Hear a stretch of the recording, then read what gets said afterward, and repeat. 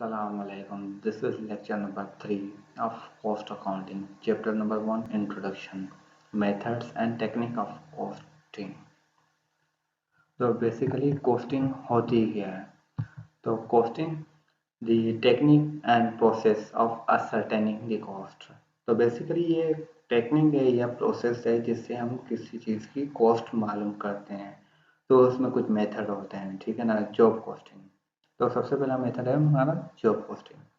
तो ये बेसिकली एक स्पेसिफिक ऑर्डर ऑफ कॉस्टिंग है जिसमें हम हर एक जॉब को एक कॉस्ट यूनिट के तौर पर ट्रीट कर रहे होते हैं और उसकी कॉस्ट मुहैया कर रहे होते हैं, ठीक है ना। इसमें हम एक जॉब जॉब क्या हो सकती है, एक बैच की शक्ल में भी हो सकती है, एक प्रोडक्ट की शक्ल में भी हो सकती है, एक कॉन्ट्रैक्ट की शक्ल में भी हो सकती है, और ये एक एनी अदर स्पेसिफिक ऑर्डर में भी हो सकती है। ये तकरीबन उन इंडस्ट्रीज में अप्लाई होती है जो या किसी सर्विस को रेंडर कर रहे होते हैं या गुड प्रोड्यूस कर रहे होते हैं किसी स्पेसिफिक ऑर्डर में, जो कस्टमर की डिमांड के हिसाब से अपनी सर्विस को रेंडर कर रहे होते हैं।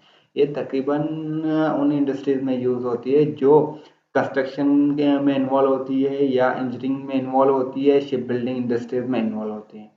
तो इसके दो फार्म्स हैं, ठीक है। जॉब कॉस्टिंग है, दो फार्म है जो इसके प्रिंसिपल पे काम कर रहे होते हैं, ठीक है। फर्स्ट फार्म में कॉन्ट्रैक्ट कॉस्टिंग। कॉन्ट्रैक्ट कॉस्टिंग में क्या होता है कि हम हर एक कॉन्ट्रैक्ट को एक कॉस्ट यूनिट के तौर पे ट्रीट कर रहे होते हैं, उसकी कॉस्ट मेजर कर रहे होते हैं सेपरेटली, ठीक है ना।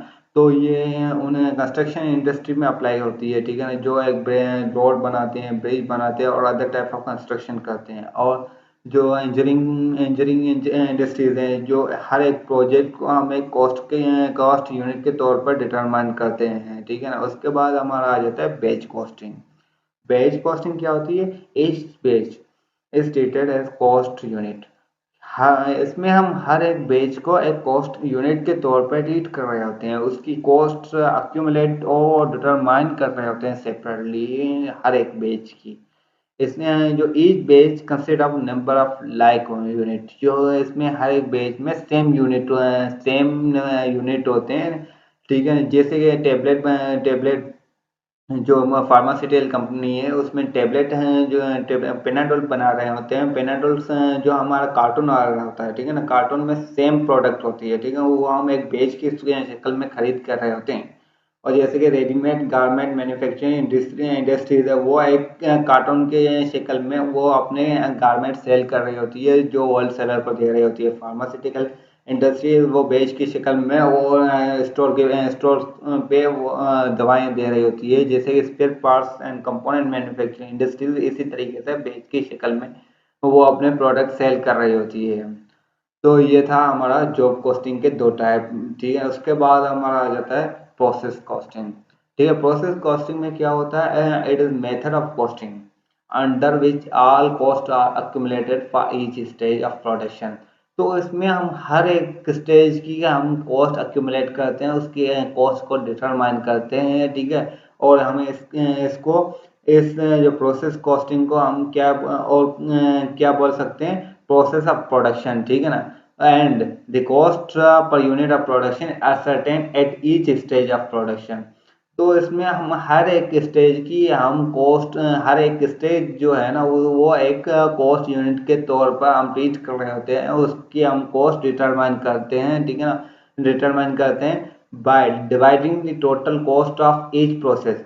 जो हम क्या करते हैं, जो हर एक प्रोसेस की जो कॉस्ट हम डिवाइड करते हैं by the normal output of the production of that process. जो प्रोसेस है उसका हर स्टेज है, उसको हम डिवाइड करते हैं उसके प्रोडक्शन के जो प्रोसेस हो रहा है, आउटपुट आ रहा है ना, उससे हम डिवाइड करते हैं तो हमें पता चलता है कि इसमें इतनी कॉस्ट आ रही है, ठीक है ना। जो जैसे हम बोलते हैं एक स्टेज में हमारा जो प्रोडक्शन आई है 200, ठीक है। दूसरे दूसरे स्टेज पे प्रोडक्शन आ रही है 100। तो ये टोटल कितनी आ गई? 300।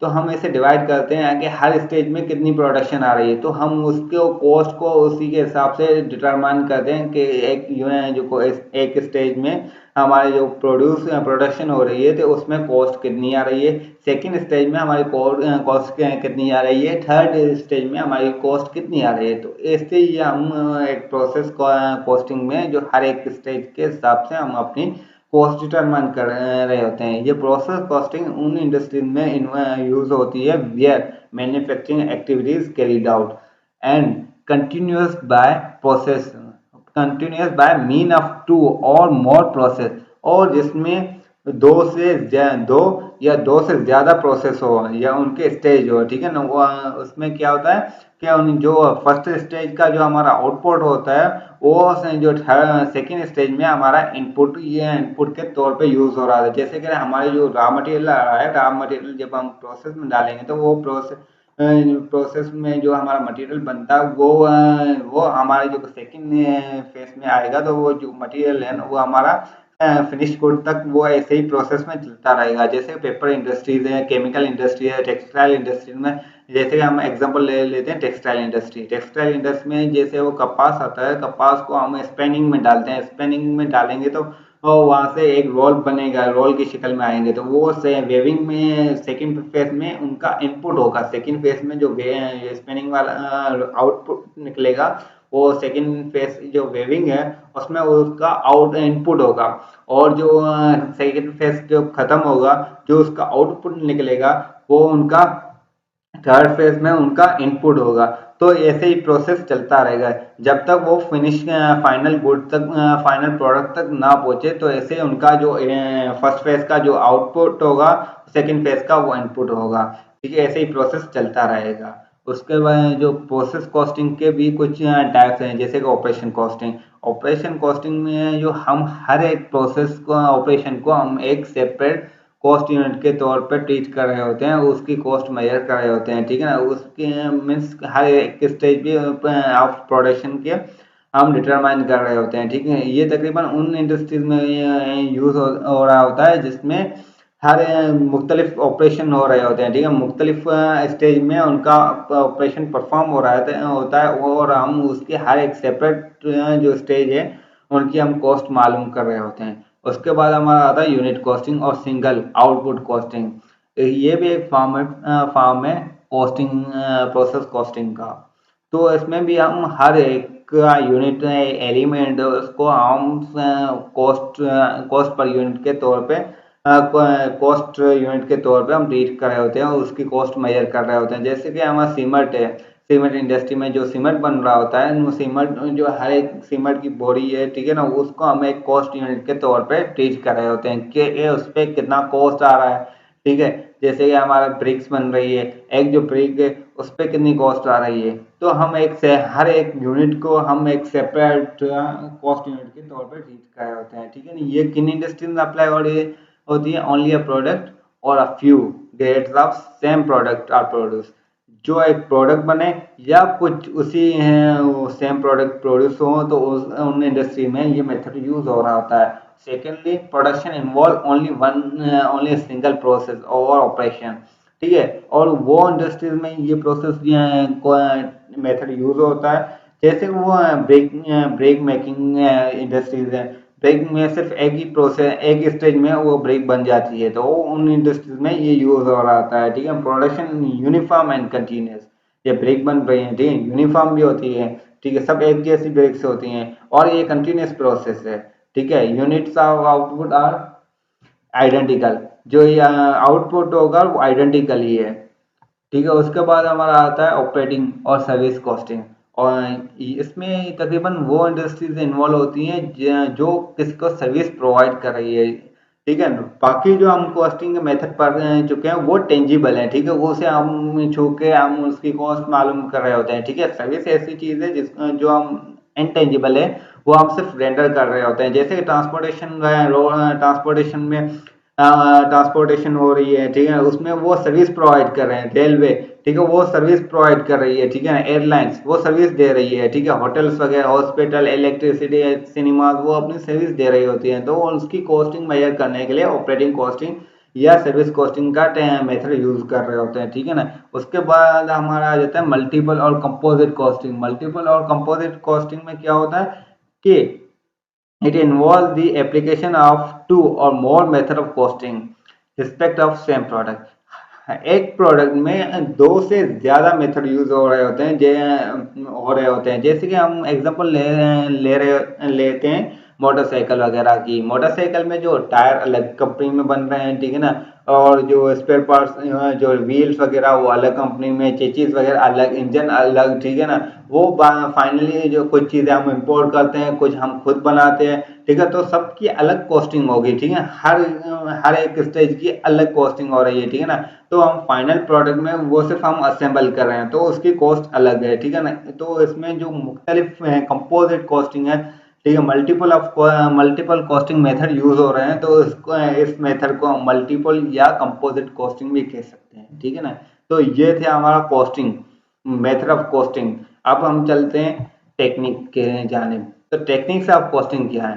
तो बेसिकली ये क्या है, टेक्निक ऑफ कॉस्टिंग क्या क्यों यूज होती है? बेसिकली ये हमें कॉस्ट कंट्रोल करने में मदद देती है और हमें से कुछ इंपॉर्टेंट डिसीजन लेने होते हैं मैनेजरल के टॉप ऑर्डर मैनेजमेंट के बुनियाद के तौर पर। तो ये हमें मदद देती है, ठीक है। Costing technique are use by management. तो ये बेसिकली क्या कौन यूज करता है? मैनेजमेंट यूज करता है। किस चीज के लिए करता है? Control the cost. तो ये कंट्रोल करने, कॉस्ट को कंट्रोल करने की के लिए यूज होती है, ठीक है ना। Making some important managerial decision, और डिसीजन लेने में भी मदद देती है। तो फर्स्ट टेक्निक कौन सी है? Marginal costing. तो मार्जिनल कॉस्टिंग में क्या होता है? तो मार्जिनल कॉस्टिंग में जो हम सिर्फ वेरिएबल कॉस्टिंग को कंसीडर कर रहे होते हैं, जो हर एक यूनिट के बाद चेंज हो रही है, यूनिट बाय यूनिट चेंज होती रहती है, ठीक है ना। उसे हम मार्जिनल कॉस्टिंग या वेरिएबल कॉस्टिंग भी कह सकते हैं, ठीक है ना। इसमें हम जो फिक्स कॉस्ट को राइट ऑफ कर देते हैं against profit in a period in which they arises. इसमें सिर्फ हम वेरिएबल कॉस्टिंग को ही कंसीडर करते हैं, और मार्जिनल कॉस्टिंग का दूसरा नाम है वेरिएबल कॉस्टिंग, ठीक है ना। तो इस पे सिर्फ हम जो प्रोसेस कर रहे हैं उसमें सिर्फ हम वेरिएबल कॉस्ट को ही कंसीडर करेंगे। उसके बाद हमारा आ जाता है डायरेक्ट कॉस्टिंग। डायरेक्ट कॉस्टिंग में सिर्फ हम उन ऑपरेशन या उन प्रोसेस या उन प्रोडक्ट में जो भी कुछ डायरेक्ट यूज हो रहा है, या लेबर या मटेरियल या एक्सपेंसेस, जो डायरेक्ट चीजें हैं, तो हम सिर्फ उसको उसकी कॉस्ट को कैलकुलेट करते हैं, उसे डिटरमाइन कर देते हैं, उनको ही जो चार्जेस आ रही हैं उसे ही कंसीडर करते हैं। जो भी हमारा इनडायरेक्ट कॉस्टिंग है against profit in the period in which they arises, हम उसे राइट ऑफ कर देते हैं, ठीक है ना। हम उसे राइटिंग ऑफ कर देते हैं, उसे एक्सक्लूड कर देते हैं। हम सिर्फ डायरेक्ट कॉस्टिंग को ही, डायरेक्ट जो भी कॉस्टिंग आ रही है, चार्जेस आ रही हैं, हम सिर्फ उसे ही कंसीडर कर रहे होते हैं। तो उसके बाद हमारा आ जाते हैं एब्जॉर्बेशन कास्टिंग। एब्जॉर्बेशन कास्टिंग में क्या होता है? जिससे हम जो हर किस्म की वेरिएबल कॉस्टिंग और हर किस्म की फिक्स्ड कॉस्ट है उसे हम कंसीडर कर रहे होते हैं। और इसमें सिर्फ जो administration, selling and distribution overhead है उसे हम राइट ऑफ कर देते हैं, ठीक है ना। वो राइट ऑफ कर देते हैं प्रोटेक्शन एंड टैक्स रिलीफ के, किसके टैक्स रिलीफ के लिए हम राइट ऑफ कर देते हैं, ठीक है ना। उसके बाद हमारा आ जाता है uniform costing. It is a practice of using the same costing principle and और practices by number of firms in the same industry. It help in the inter firm comparison, fixation of cost price, cost control and cost reduction, and seeking tax relief or protection from government। तो uniform costing ऐसी technique है जिससे वो जो inter जो firm है, inter firm compare में मदद देती है, ठीक है। कॉस्ट फिक्सेशन में जो कॉस्ट है वो फिक्स करने में मदद देती है, उसे कॉस्ट कंट्रोल करने में मदद देती है, कॉस्ट रिडक्शन करने में मदद देती है। तो इससे पता चलता है कि एक इंडस्ट्री में इतना कॉस्ट आ रही है, तो उसी हिसाब से वो अपनी कॉस्ट को कंट्रोल करते हैं, फिक्स करते हैं कि हमारी कॉस्ट क्यों ज्यादा आ रही है, ठीक है। हमारी कॉस्ट भी उससे उनके हिसाब से ही आनी चाहिए। थोड़ी ज्यादा बहुत तो हो सकती है पर उनके हिसाब से आनी चाहिए, ठीक है। हम एग्जांपल ले सकते हैं कि हम जब भी जो क्विक रेशियो वगैरह हमने पढ़े थे, ठीक है, क्विक रेशियो में हम क्या देते हैं कि हमारी जो लाइबिलिटी है, हम लाइबिलिटी पे करने के कितने काबिल हैं, ठीक है। वो हम कंपेयर कर रहे होते हैं किससे? इंडस्ट्री से हम कंपेयर कर रहे होते हैं, हमारी फर्म को कंपेयर करते हैं इंडस्ट्री से। तो इसी सेम तरीके से कि हम यहाँ पे कॉस्ट को कंपेयर करते हैं, ठीक है। हमारी इंडस्ट्री में इतनी कॉस्ट आ रही है तो इस तो जो बाकी इंडस्ट्री बाकी जो फर्म्स हैं उसमें इतनी कॉस्ट आ रही है, हमारी फर्म्स में क्यों ज्यादा आ रही है या कम आ रही है, तो उससे हम कंपेयर करते हैं और कॉस्ट को फिक्स करने में करते हैं, ठीक है, कॉस्ट फिक्स करते हैं, कंट्रोल करते हैं, रिड्यूस भी करते हैं। और यहाँ इसमें मदद भी हम मदद मिलती है टैक्स, जो सीकिंग टैक्स रिलीफ, हमें टैक्स रिलीफ में मदद देती है और टैक्स जो प्रोटेक्शन में मदद देती है गवर्नमेंट से। उसके बाद हमारा है standard costing, it system which involve, ठीक है, ये एक सिस्टम है, एक स्टैंडर्ड है। तो इसमें सबसे पहले हम एक स्टैंडर्ड सेट करते हैं, जो एलिमेंट ऑफ कॉस्ट है उससे फिक्स एक स्टैंडर्ड फिक्स करते हैं। फिर जब वो हम स्टैंडर्ड फिक्स कर देते हैं उसके बाद कंपेयर ऑफ एक्चुअल कॉस्ट, ठीक है, फिर हम एक्चुअल कॉस्ट को कंपेयर करते हैं विथ रीजन फॉर वेरिएंस, जो वेरिएंस आ रहा है, वेरिएंस किस चीज को कहते हैं, जो हमने स्टैंडर्ड सेट किया उससे हमारी कॉस्ट ज्यादा आ रही है या कम आ रही है, ठीक है, उनमें जो वेरिएंस आ रहा है, जो चेंज आ रहा है, चेंज आ रहा है वो कितना है, ठीक है, वो ऐसे हम कंपेयर करते हैं, ठीक है। जो हमने स्टैंडर्ड फिक्स किया था कॉस्ट का कि हमने ये जो एक प्लांट है उसकी कॉस्ट सिर्फ 1 लाख रुपए आने वाली है, ठीक है, तो 2.5 लाख कैसे आई है, तो उस स्टैंडर्ड से वेरिएंस जो आया है 1.5 लाख का, वो क्यों आया है, तो ये वेरिएंस क्यों आया, तो उसे एक्चुअल कॉस्ट को हम कंपेयर करते हैं स्टैंडर्ड से और फिर एनालाइज करते हैं, जो वेरिएंस को एनालाइज करते हैं, डिटरमाइन करते हैं रीजन क्या है वेरिएंस आने का। और फाइनली हम प्रेजेंटिंग इंफॉर्मेशन जो हमने कलेक्ट की है उन लेवल को, उन मैनेजमेंट को, फिर वो डिसाइड करते हैं एंड करेक्टिव एक्शन लेते हैं कि हमारी कॉस्ट क्यों ज़्यादा आई है या क्यों कम आई है, तो उसी हिसाब से वो करेक्टिव एक्शन लेते हैं और उस स्टैंडर्ड के जानिब बढ़ने की कोशिश करते हैं, ठीक है। तो ये स्टैंडर्ड कॉस्टिंग था। और बजटरी कॉस्टिंग भी स्टैंडर्ड कॉस्टिंग के जैसा ही है, ठीक है, इसमें हम बजट फिक्स करते हैं कि फॉर एग्जांपल जैसे कि हम अपना एग्जांपल ले लेते हैं कि हमने एक मंथ में 30,000 रुपये खर्च करने हैं, ठीक है ना, तो establish a budget for performance for each activity of business for the budget period.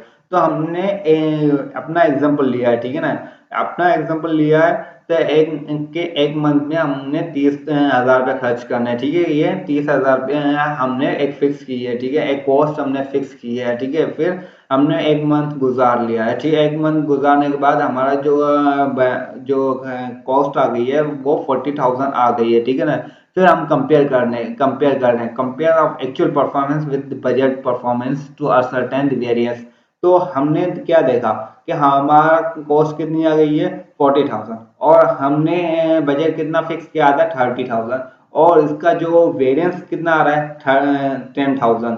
तो ये क्यों आ रहा है, ठीक है, हम इसे एनालाइज करेंगे और डिटरमाइन करेंगे कि इसके पीछे रीजन क्या है, हाया कोई मजबूरी थी या कोई सडनली एक्सीडेंट वगैरह था या कोई ऐसा इवेंट आ गया कि हमने 10,000 की कॉस्ट ज्यादा हो गई, तो उसके बाद हम एक टेकिंग करेक्टिव एक्शन, तो हम एक एक्शन लेंगे कि हमने हमारी क्यों कॉस्ट आई है, कि हमारी को हमने बजट कम फिक्स की थी या कुछ और रीजन था। तो हम सारी इंफॉर्मेशन कलेक्ट करेंगे, तो फाइनली हम लास्ट में हम उसे एक करेक्टिव एक्शन लेंगे। अगर हमने बजट कम फिक्स की होगी तो हम ज्यादा फिक्स करेंगे, ठीक है, हाँ, अकॉर्डिंग टू इन्फ्लेशन रेट वगैरह हम सब चीजें के देख के फिर हम एक बजट फिक्स करेंगे, ठीक है ना। उसके बाद हम उसी बजट के हिसाब से अपना खर्चा चलाएंगे। उसके बाद हमारा लास्ट आ जाता है not least historical cost. It is the system under which actual cost are certain against they have been incurred, ठीक है ना। इसमें कुछ मिस्टेक हो गई है, अगेंस्ट अगेंस्ट में जो स्पेलिंग मिस्टेक हो गई है। तो इसमें क्या है, हिस्टोरिकल कॉस्टिंग हम उस कॉस्टिंग को कहते हैं जिसकी कॉस्ट पहले जो हमने डिटरमाइन की कॉस्ट और वो इंकर्ड भी हो गई है, ठीक है ना, वो इंकर्ड वो मीन्स वो हैपन हो गई है, ठीक है ना, वो हिस्टोरिकल कॉस्ट मीन्स वो कॉस्ट हो गई है, ठीक है ना, फाइनल हो गई है, तो उसे हम हिस्टोरिकल कॉस्टिंग कहते हैं। तो ये था आज का लेक्चर, और अगर इस लेक्चर में कोई भी सवाल हो तो आप कमेंट सेक्शन में हमसे पूछ सकते हैं, ठीक है। लाइक और सब्सक्राइब ज़रूर करें और अपने दोस्तों के साथ शेयर भी करें। Thank you. अल्लाह हाफ़िज़।